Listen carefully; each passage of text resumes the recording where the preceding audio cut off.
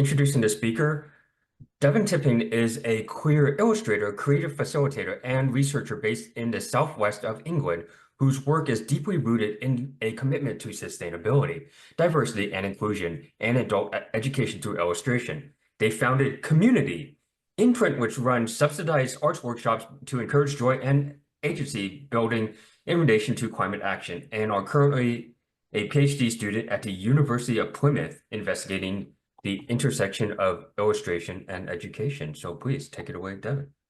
Awesome. I'll just share my screen and then hopefully you'll be able to see the slides. Great. Okay, yeah. So as you kindly said, I'm Devon. I'm a PhD researcher at the University of Plymouth, and I'm looking into how illustration can be an educational tool to help the LGBT community engage with climate activism. And so I wanted to talk to you today about using illustration to construct playful spaces. So as we are all probably aware, as an LGBT community, we face extra layers of discrimination within society, whether that's an increased risk of homelessness, or concerns over public safety, or reduced access to medical care. And these are things that are worsened with the prospect of the climate emergency and can add extra barriers for us to exist in these climate spaces. So climate activism is broad and can be anything from peaceful demonstrations to protests to lobbying to educational campaigns. But focusing specifically on the UK, large climate activism groups such as Just Stop Oil and Extinction Rebellion advocate for civil disobedience and climate protest. And these kind of forms of climate activism often entail significant personal risk. So whether that's financial or consequences with employment, mainly because such form of activism demands you to be visible and to put your body and yourself on the line to be as a form of protest. And this is something that as a LGBT community that can be harder to participate in, to be so publicly visible. And in the UK, this has been made a lot harder with the recent Public Order Act that then has increased the repercussions of participating in these kinds of climate activism. And then we should be worried about this because as an LGBT community as a whole, we're more likely to be concerned about these green issues and want to participate. So then it's useful to think about how we are currently unable to participate and what things are stopping us to participate. And if we take this for bisexual identity specifically, we're more likely to have worse mental health outcomes than any other sexual orientation group. So that can add an extra layer that can prevent us participating in such forms of activism that do require that kind of social and financial risk. And then this also impacts in terms of our access to mental health services, and we're less likely to have access to mental health services. And again, this is going to be worsened when you consider the lack of resources that a climate emergency potentially can bring about. So this is why I want to talk about illustration as a potential tool that can work alongside and complement the more traditional forms of climate activism, and this feeds into the World Health Organization's application for community-based approaches to help address some of the vulnerabilities that climate action brings about. So first of all, I need to tell you what I mean by illustration. So a typical view of illustration that you might be familiar with is that of a picture book or a infographic.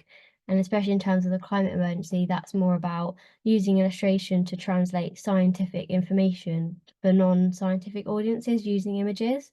And although this is a really valuable form of using illustration for climate activism, that's quite a narrow view, and illustration can be a lot more broad and encompassing than that. So that can look something like this, which is a workshop, and can also be classed as a kind of illustration. And this is illustration that encourages community community participation, and can be accessible for wide audiences. So a good example of this is a picture from Art and Energy's Moth to a Flame project. So this invited people to use their old milk cartons and design a moth from that. And then they were posted to the art collective. And then these were hung up in the Kew Gardens in Edinburgh for the COP26. And this is a really good example of how you can use illustration to make these playful, inclusive spaces, because rather than needing yourself to be physically visible and the risks that might come by physically being a visible person in a climate activism space, your art can be visible for you. And so this kind of worked alongside more of the traditional protests that were also happening around Edinburgh in the city. You could also go to this space and see thousands of moths that symbolise the anxieties and the hopes and fears and dreams that people had around the climate emergency. Another example is Creature for Change project. So this is something that I developed during my master's that was localised to Plymouth, where I'm based. So this was 4 workshops around the city, inviting people to come together to think about Plymouth as a city and how they want it to be transformed for the future. And so people made these little mythical creatures that could symbolise the way they want Plymouth to transform in the future, as sort of like talismans that can then speak to the government and the local council. So hopefully that these examples can show how illustration, it can primarily involve a lot of play, and play as a process has been shown to obviously improve your mood, and therefore can counteract maybe some of the reduced mental health outcomes that we see in our community, and that play itself can help build self-trust and engagement. So I hope that by offering these kind of activities for the LGBT community and for bisexual plus identity specifically, we can help encourage inclusion with a topic that maybe can be frightening, and bring some kind of joy and happiness to that discussion. And it also utilises a lot of humour, which feeds into sort of tactics that historically the LGBT community have used a lot to provide momentum for our activist campaigns. Yeah, and then other examples could be, for example, sewing circles, banner making workshops. You could do workshops like writing letters to your MP. You could do zine making workshops. There's kind of loads of different options that illustration could be applied to build these kind of community settings to allow individuals to participate, but in ways where they don't have to be potentially involved with any police, or standing for long periods of time, or in potentially busy or fraught atmospheres that might not work well for them. Yeah, and Paula Crow in their thesis says about how arts-based activism can be the strategy to fight oppression, and I think illustration can be one of these tools to help fight oppression and also promote inclusion. Yeah, and so I hope that illustration can be this experience of play and humour to challenge the traditional activist approach, or to complement it alongside, and to sort of build a space for the LGBT community to think about joy and connection and positivity without fear. Thank you very much. I think maybe I spoke a little bit fast. Yes, of course. Thank you, Derek, for starting the session. And sorry, but my Zoom and PC totally crashed just at the start of the session, so I will take over from this. And thank you, Devon, for an amazing presentation. Absolutely interesting. And of course, if anybody has any question, please write in chat.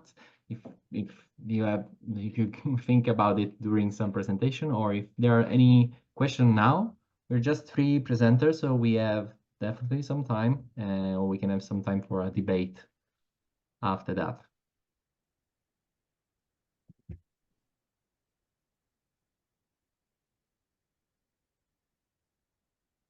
Okay, nothing so far, but no worries. We can have a lot of time to debate and talk about activism and politics. I'm really happy to be in this panel.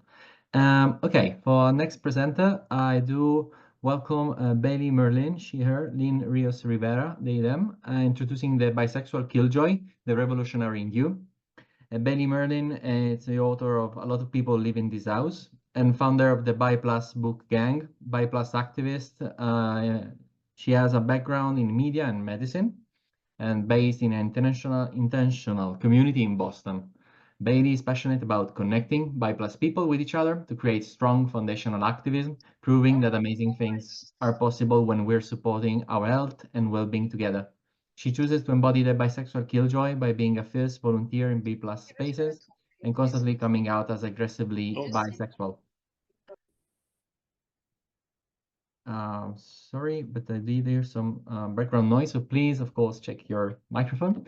And whereas for Lynn, they are a graduate student and bisexual scholar. Lynn has spent all of their time in graduate school studying bisexuality and queer theory. Born and raised in Puerto Rico, they are passionate about bringing a decolonial lens that emphasizes the importance of liminal spaces as transformational and revolutionary. They choose to embody the bisexual Killjoy by applying bisexual theory as an everyday decolonial practice and exposing the problems with epistemic binaries.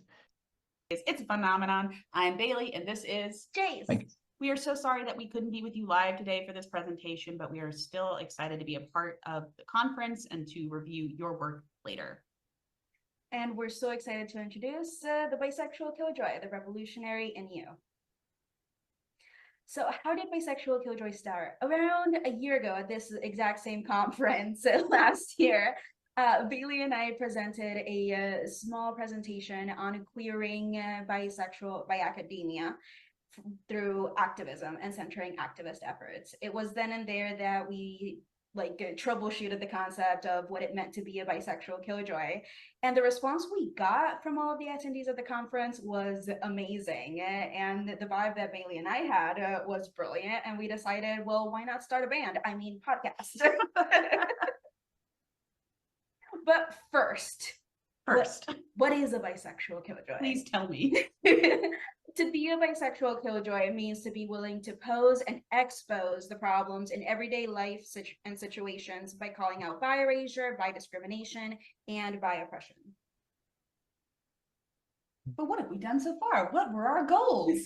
When we first started the podcast, as Bi+ researchers ourselves, we know that Bi+ research is very, very limited. So what we wanted the podcast to do first and foremost was gather and consolidate the findings that were important for our Bi+ folks to hear and for them to know. We also wanted to incorporate and ground all of these findings in theoretical understandings of the world. It was about developing the language and social understanding that is crucial to advancing the movement entirely. And we made an active effort to include all of these theoretical understandings in a way that was grounded and accessible for everybody who wanted to listen in. And because we understand that Bi+ folks occupy multiple liminal spaces, not just in terms of attraction, the conversation is actively centered in how intersecting oppressions affect us. So what are the facts about the show? Now that we're started, we're out here in the world. We've been releasing episodes since March of 2024. We have 2 seasons. We are currently underway in releasing episodes in season 2. We've published 12 episodes so far, 6 unpublished. We've had 7,700 streams from around the world, which is a lot for a podcast with no reach and no money to market. And I think a lot of that has to do with how accessible the topics are, like Bi+ identity development, relationship models, intersection between Bi+ identity and gender, Bi+ health disparities, debunking Bi+ myths, visibility and recognition. These are things that Bi+ people want to talk about. They want to hear other people talk about, because often when you find another Bi+ person in the world, they're like, have you noticed that? Yes, I promise I've noticed that. And it's been really exciting because we're all over the world. This is just a sample size of where most of our listeners come from. The United States is a big bulk of it. Makes sense. We're a primarily English-speaking podcast, though we do plan on having some future episodes in Spanish. But we are on every continent.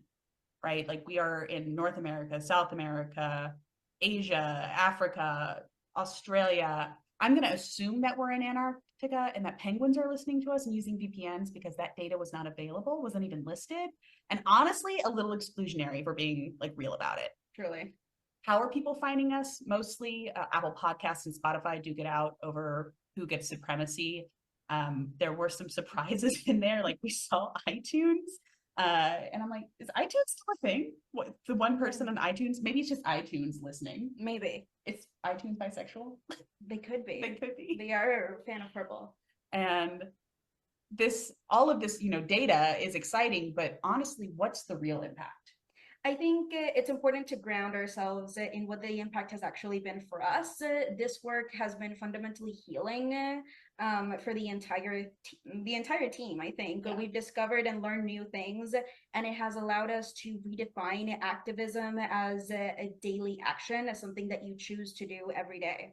Yeah, and in terms of listeners, we do get very frequent listener mail. Like once a week, we get a nice touching story about, I'm the only bi person I've ever met in my small town in the Midwest, and I can't believe that other people experience bisexual discrimination. Or last week, we got an email from someone saying, I wanted to be an academic, but I never pursued it. The fact that you're doing academic work about bisexuality is so exciting to me. Please don't stop.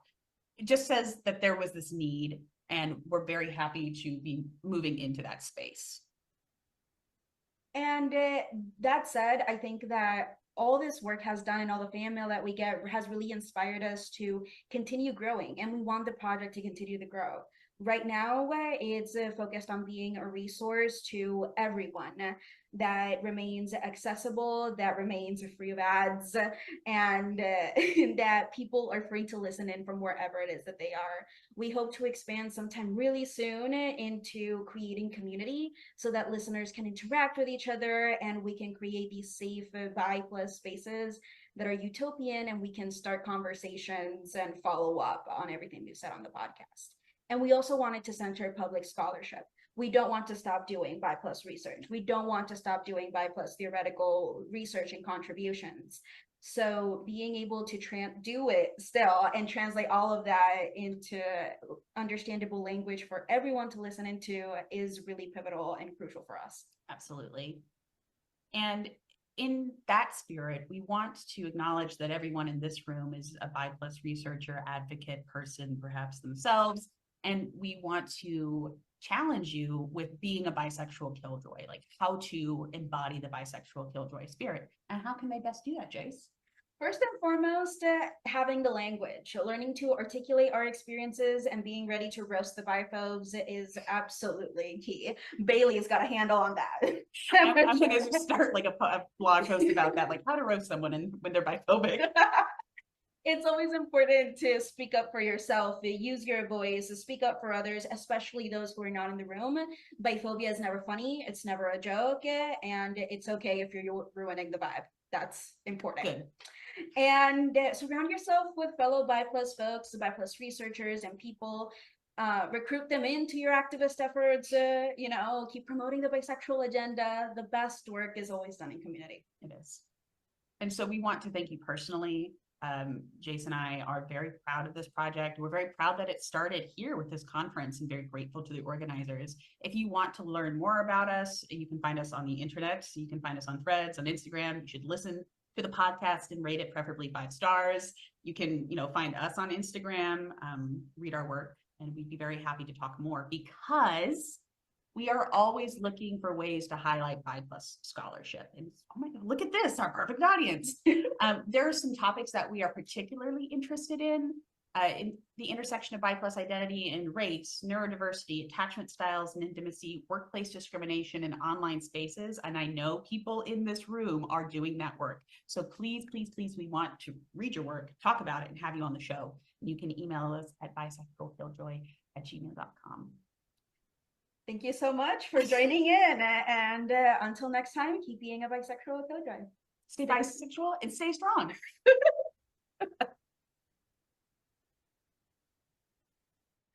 Thank you so much. Thanks, Derek, for the technical support as always. And Well, it was really interesting, and of course, we can't wait to hear and see another production of talking about bi-plus sexuality from an intersectional lens. And thank you, Bailey Merlin, and thank you, Lynn Rios Rivera.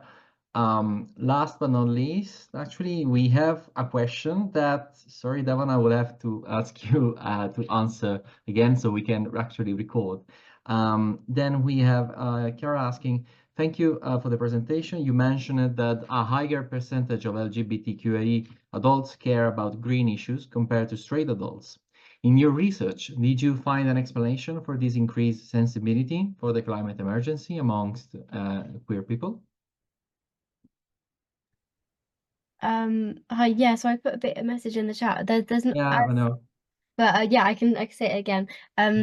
Yeah, so there's not loads of research into this, but from some of the studies that I've been looking into, I think some of the primary findings were that if you're already outside of societal norms yourself, then you're more likely to approach other issues from outside the normative lens, and therefore that can maybe some of the reasons why the LGBT community are more engaged with ideas of climate and green issues.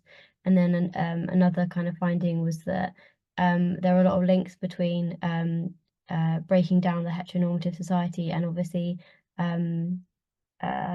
improving, like working against oh, I'm losing my words. Like working against breaking down like the tackling the climate emergency, and that often some of those things that you need to do to tackle both are actually the same or are very closely connected, and therefore if you're already working to break down the heteronormative society, that naturally can link across to improving the climate because they're related.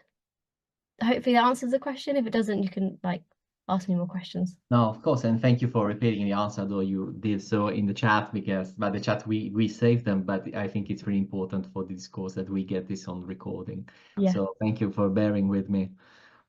Okay. Well, I think we'll have to have then we're going to have our last presentation, which is going to be the one I have to do myself. Okay.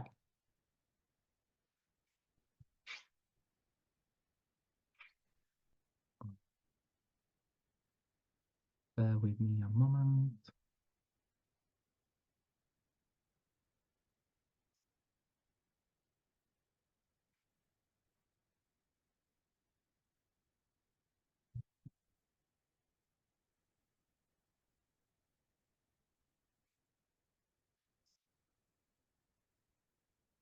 Sorry, I'll just go like this.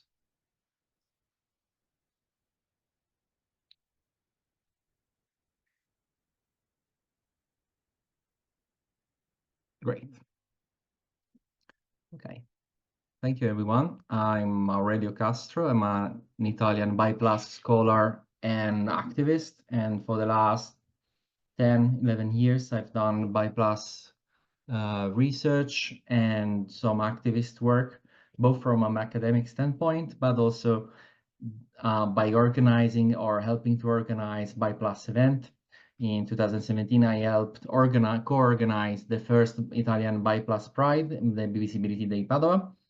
And today I'm just going to talk about just some thoughts about 2.5 years of my life that I've spent editing a book about the bi-plus politics and the process that has been. So some people actually have come to me since this publication for asking me on how to do it, what is the process.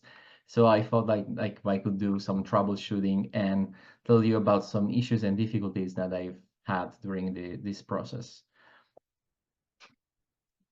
Hopefully that will help somehow. I'm a social psychologist with a PhD in social sciences. I come from a mixed background.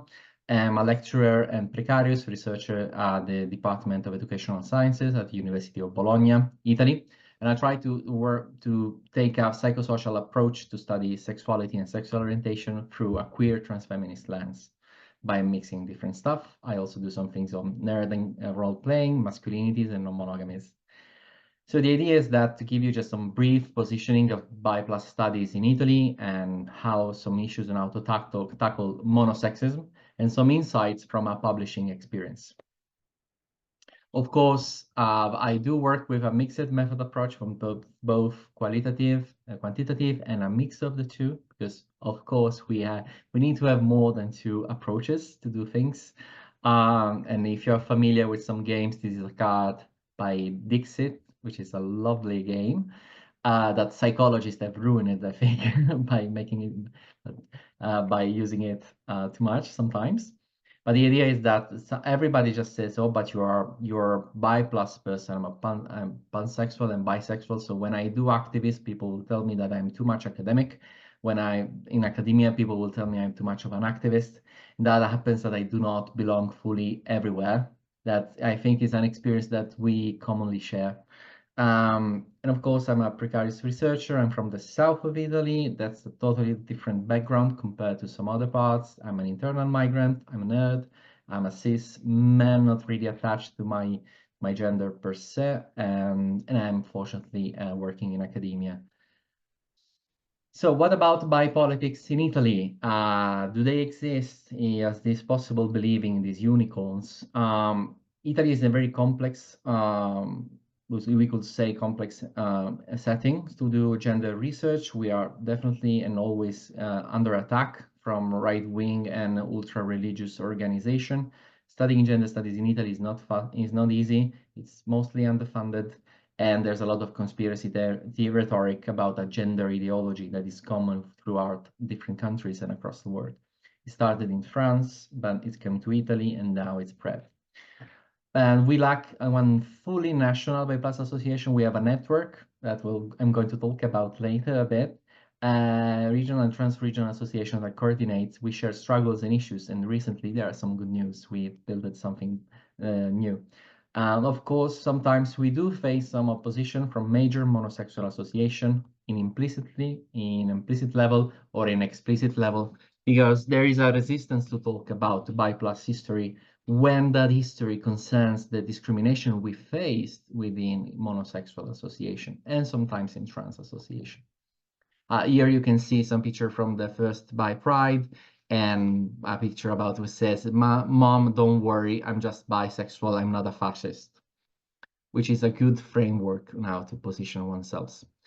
Yes, we had some first forms of bi plus activism that has been recollected recently. We had some early activists in 1994, like Maria Maddalena Canale, I've seen her around, and Sandra Di Muzio, Alessandro Picucci. These are early form of bisexual activism between Milan, Florence, and Bologna that happened in the 90s, and we're trying to recollect and create our history. We have some great association like Orgoglio Bisexuale, Bisexual Pride, that is doing regional marches all across different regions of Italy.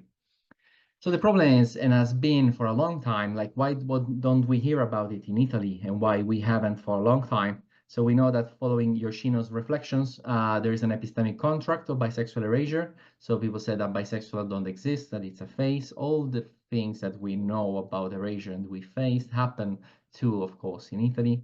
Or alas, we are stigmatized. So we had a lot of historians, gay historians, say that bisexual are not interested in politics, they don't exist, they are only in spaces, queer spaces, just for the casual sex. Then they will go back to straight marriage and their privileges. So there's a lot of chance that they try mostly every day to just remove bisexuality from the picture. And that is a vicious cycle, because activism and monosexual activism doesn't talk about bi plus people. So research doesn't do their work and their studies on bi plus people. And that's been a cycle that has been active for a long time. It was really hard to break. Unfortunately, there's a lot of bi erasure and biphobia in academia. There's still a researcher saying that there's no bisexual activism in Italy, and there's never been, just a bunch of social networks pages, but that is not true. We have a history of bi plus activism in Italy, saying that bisexual studies lack a coherent interpretative paradigm. So there is no bisexual studies, although there is, and we had a lot of really good really great research and by queer politics back in the 90s, back in the 80s, etc., etc. These are just some of the really cool books I do suggest you get your hands on, like Bisexual Horizons. So of course there is a bi plus history, but it's sometimes the people pretend that like this, they don't exist, so they don't have any political autonomy. So what happens is the political autonomy of bi plus people is invalidated, because then it will have to consider them as a different group with specific needs instead of just as a subcategory of homosexuals. Of course, we have our real bi plus communities. When we don't feel accepted in monosexual spaces, we go in kinky queer spaces. We go usually to some role play association, or we go in non-monogamies and polyamorous spaces. Actually, the recent data from Ipsos tells us that there's a lot of bi plus people. We know that we are the invisible majority.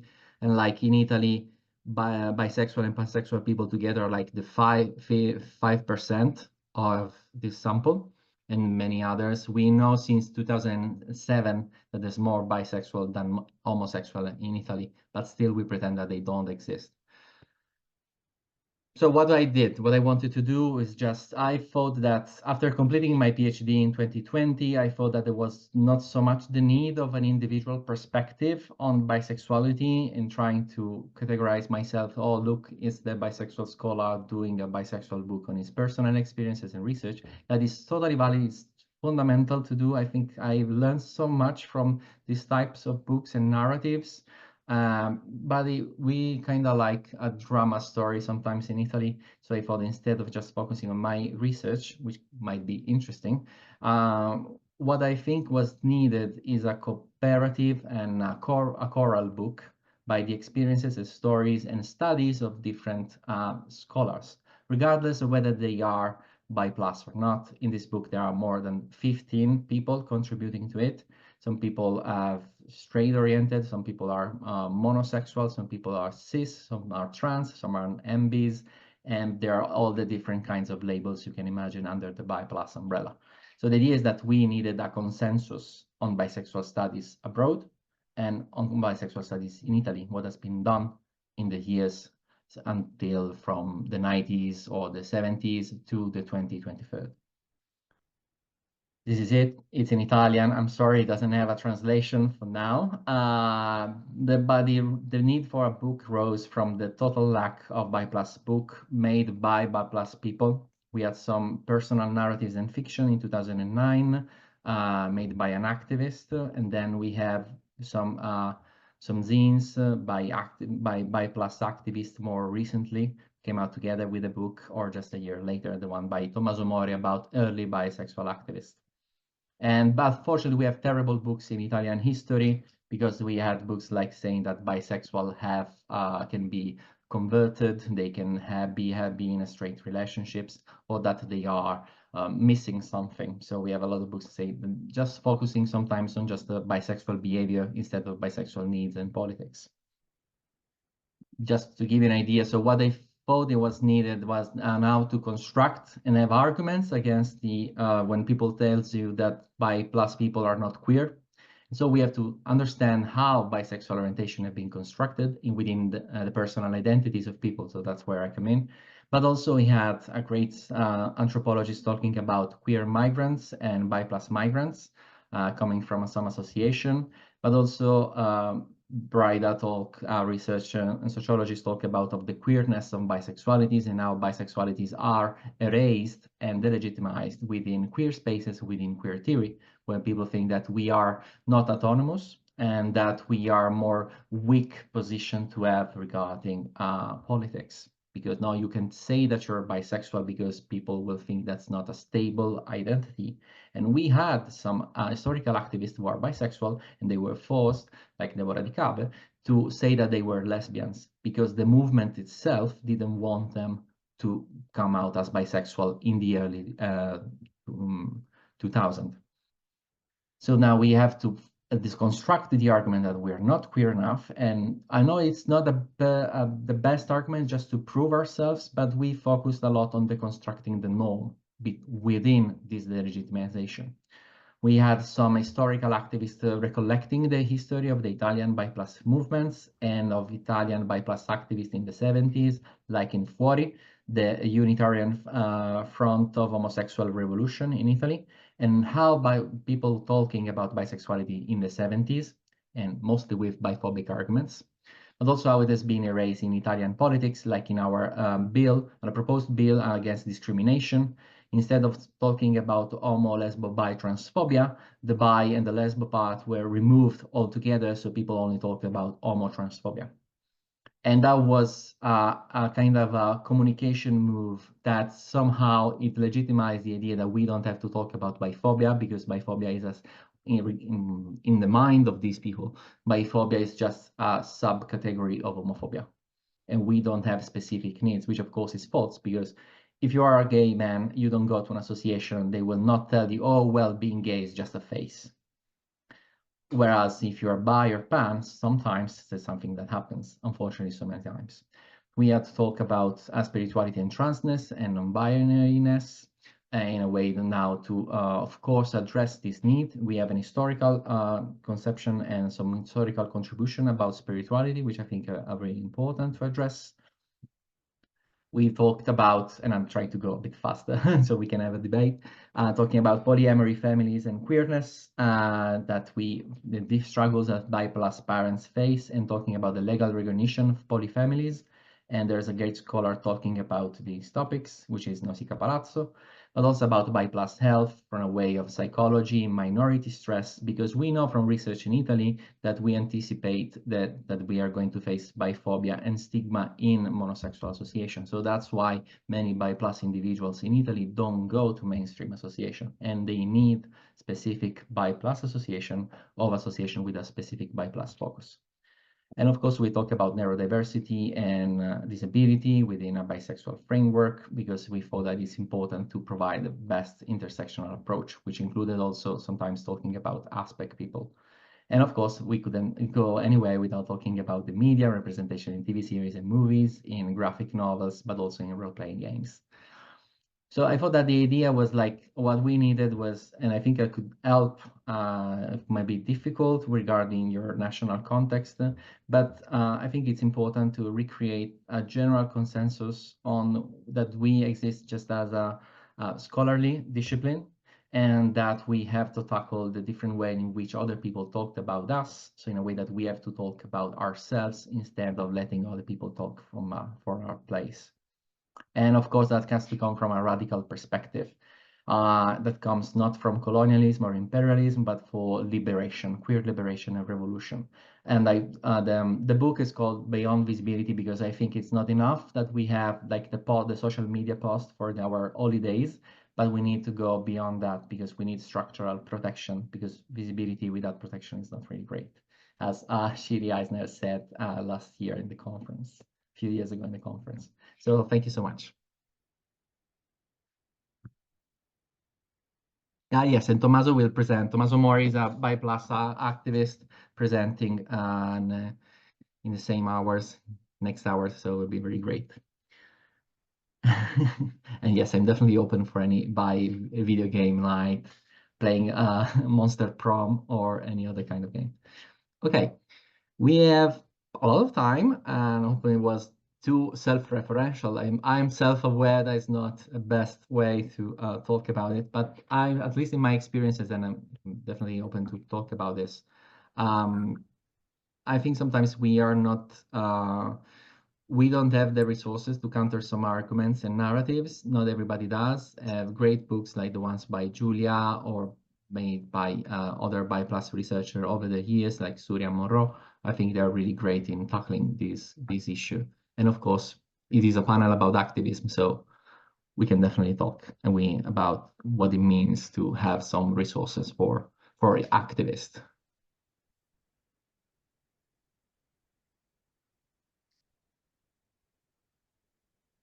If you have any question.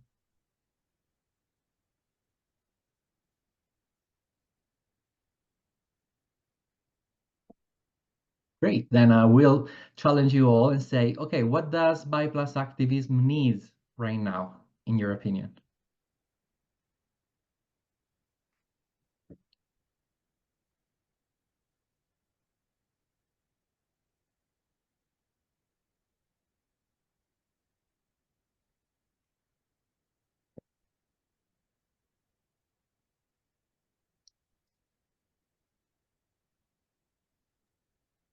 Thank you for the question. Mhm. I think for me, I don't know, this is more like a personal answer than an academic answer. But I think in life I see a lot of bi activism online, and I see it in my life as well.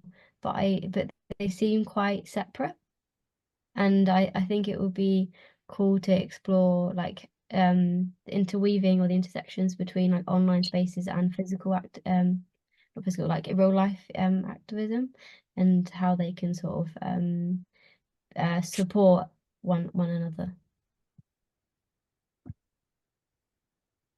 Thank you, Devon. Yes, of course. And everybody can chip in if you just raise your hand through Zoom, and then we can have a debate and open discussion even about this. Because to myself, I think like, okay, maybe it's not really just one more book or just one more thing, but it's I think it's a grassroots connection and organizing at a local level. Just raise your Zoom hand, just to say. Alicia says, for me, it means making it easier for the bi new generation. What do you mean? And thank you for anything else. No, you're welcome. I just imagine like, I don't know, I'm not very optimistic, but I think in 10 years, maybe like people will be able also to address biphobia in a room, and people will know what it means, at least. Like a form of discrimination that it's recognized. And so, yeah, maybe the information, to give the information.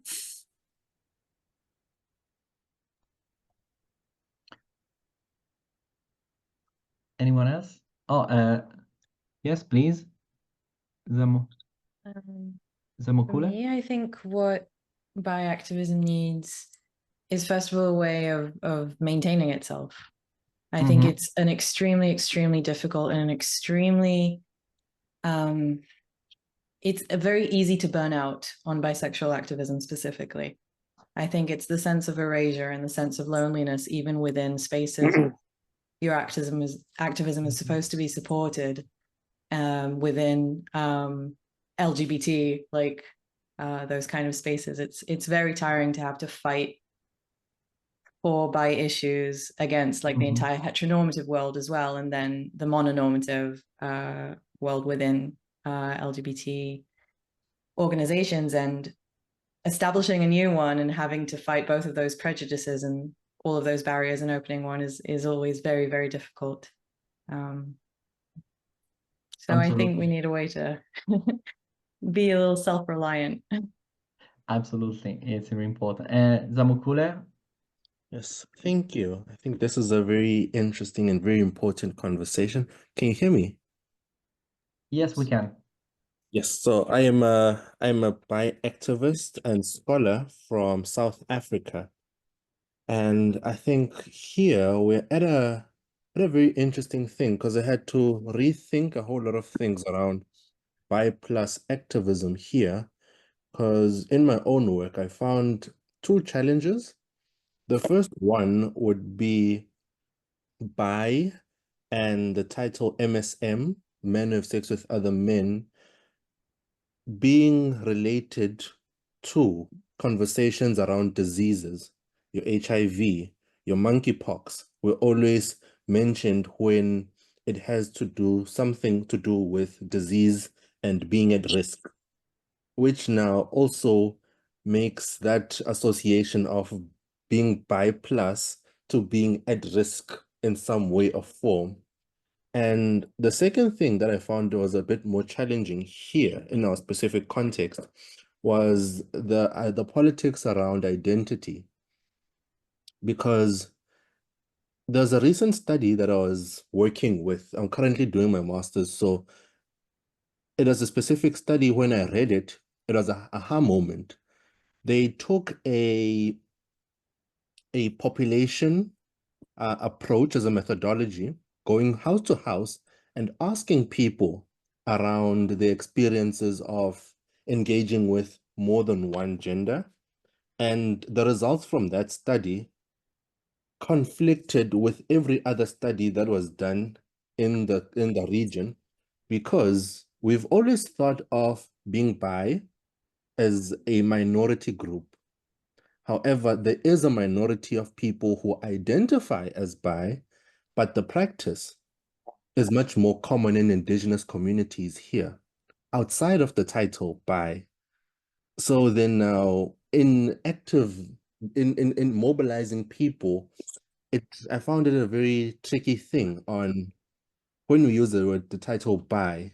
It includes, but at the same time excludes certain people, because again, it goes with the English language, who has access to it, who has access to the resources of what does being bi plus mean.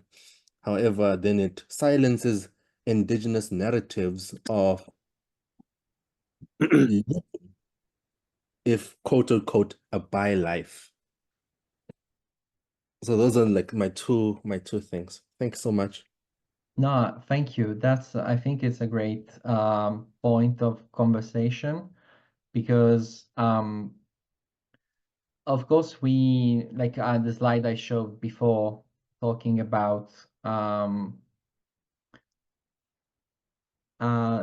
it's constructed.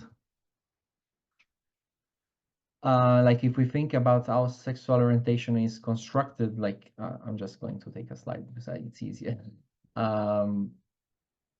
Like this is a graphic from the Bisexuality Report 2012. And of course, it distinguished between bi identity, bi behavior, and bi feelings. And of course, those are really different population depending on the kind of components you can ask people.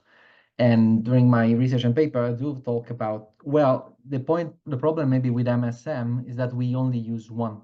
You ask only one because you think it's the most effective. But people can surprise you. People can, yes, okay, I'm MSM, but I have desire, I have romantic desire, or maybe I know what is the identity, but I don't use it. So yes, of course, it's a colonial, I mean, sexual identities are a colonial tool. At least they've been used for this that way. The Western one. But thank you. Yes, that's definitely an important conversation. And it's really interesting about the study. So if you have any references or could link in the chat, I think that would be really useful. Everybody else, what does bi plus activism need?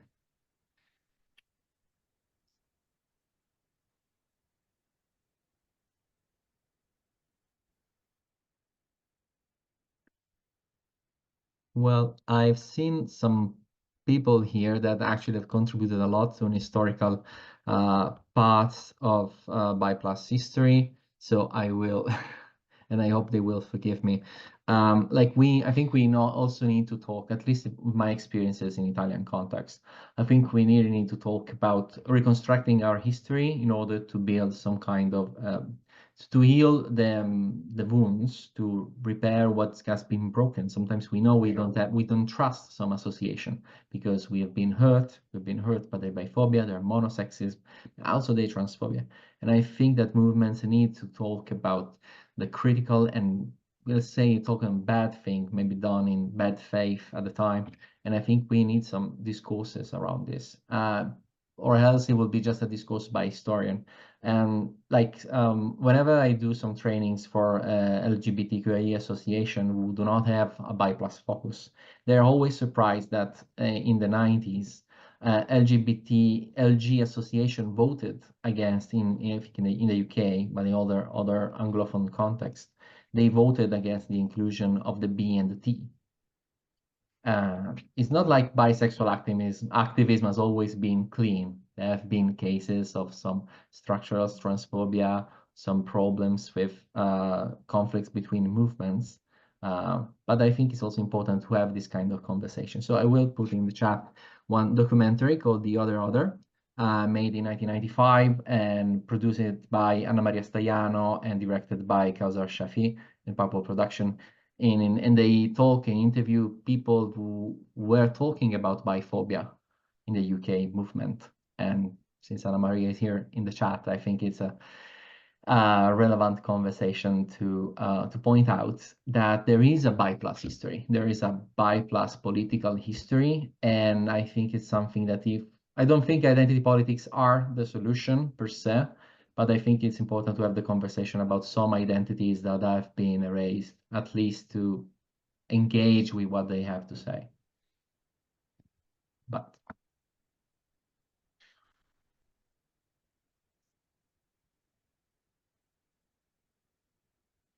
Okay. Any other thoughts? Any other suggestions for?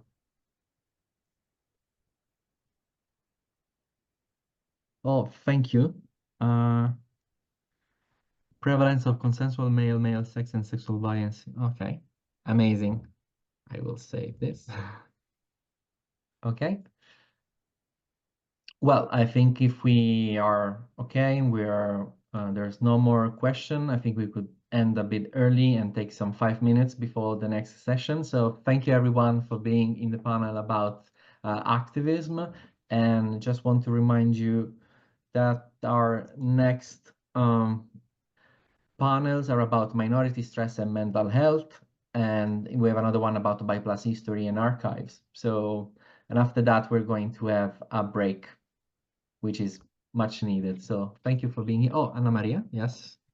Hi, I just wanted to say thank you for sharing the video, but I wanted, for me, the question about bisexuality is different in different countries, and having moved and traveled and lived for many years from Italy, I went to Britain, from Britain to Spain.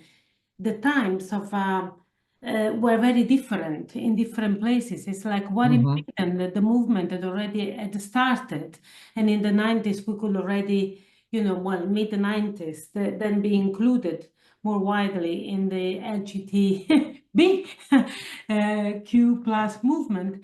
When then, for example, in 2000, I moved to Spain, there it didn't exist. The B was still not part of the movement.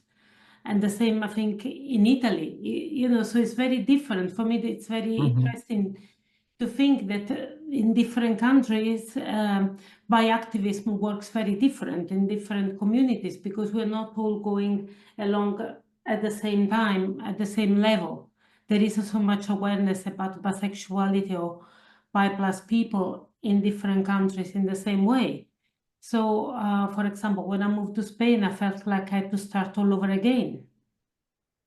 What it was in Italy 20 years before. So, and in Britain was much more advanced.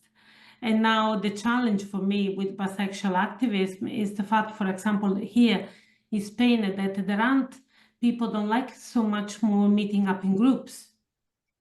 Physical groups, everything is done in the net, and there are more people that now openly identifies as bi, but more younger generations.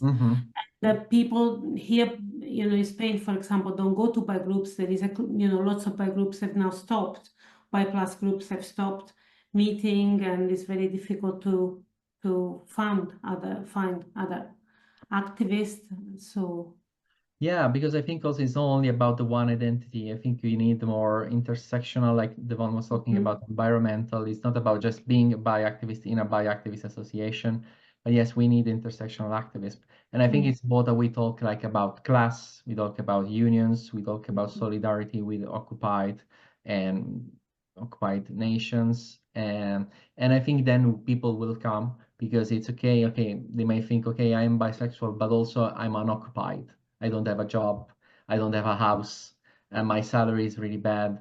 So of course they might have other struggles that they perceive are important, and there's some ambivalence towards bi-plus sexualities. But yes, I think it's also a problem that we have like to talk. I think just talking about bisexuality per se might not even work, because a lot of queer people are bi, younger generation. They don't see the struggle of other. This group, I find it quite difficult to answer what bisexual people want. From my point of view, Oh, please go. Well, okay. Was weird. Okay, thank you everyone.